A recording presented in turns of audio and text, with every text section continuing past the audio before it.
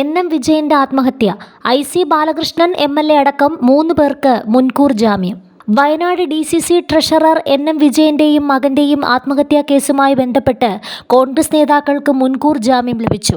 I Balakrishnan MLA, DCC president ND Appachan, KK Gopinath എന്നിവർക്കാണ് മുൻകൂർ ജാമ്യം ലഭിച്ചത്. ഇവർക്കെതിരെ ആത്മഹത്യാ പ്രേരണാ കുറ്റമാണ് ചുമത്തിയിരുന്നത്.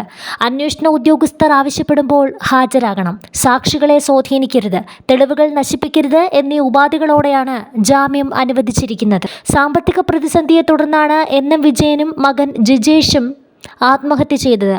വിഷം ഉള്ളിൽ ചെന്ന നിലയിൽ കോഴിക്കോട് മെഡിക്കൽ കോളേജ് ആശുപത്രിയിൽ ചികിത്സയിലായിരിക്കെയാണ് വയനാട് DCC ട്രഷററും മകനും മരിച്ചത്. ബത്തേരിയിലെ സഹകരണ ബാങ്കുകളിലെ നിയമനവുമായി ബന്ധപ്പെട്ട് കോൺഗ്രസ് നേതാക്കളുടെ അറിവോടെ പാർട്ടിക്കായി പണം വാങ്ങിയെന്നും എന്നാൽ നിയമനം നടക്കാതെ വന്നപ്പോൾ ബാധ്യത മുഴുവൻ തൻ്റെ തലയിലായി എന്നുമാണ് എൻ വിജയൻ ആത്മഹത്യാക്കുറിപ്പിൽ വ്യക്തമാക്കിയിരിക്കുന്നത്.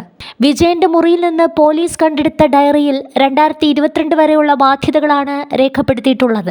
2 ദിവസങ്ങളിലായി വാദം കേട്ട കൽപ്പറ്റ പ്രിൻസിപ്പൽ സെഷൻസ് കോടതിയാണ് കേസിൽ ഇന്ന് വിധി പ്രസ്താവിച്ചത്. KPCC പ്രസിഡന്റിന് എഴുതിയ കത്തുകൾ മരണക്കുറിപ്പായി പരിഗണിക്കണമെന്നും ഡയറിക്കുറിപ്പിലും ഫോൺ കോളുകളിലും സാമ്പത്തിക ഇടപാടുകൾക്ക് തെളിവുകളുണ്ടെന്നും പ്രോസിക്യൂഷൻ കോടതിയെ അറിയിച്ചിരുന്നു.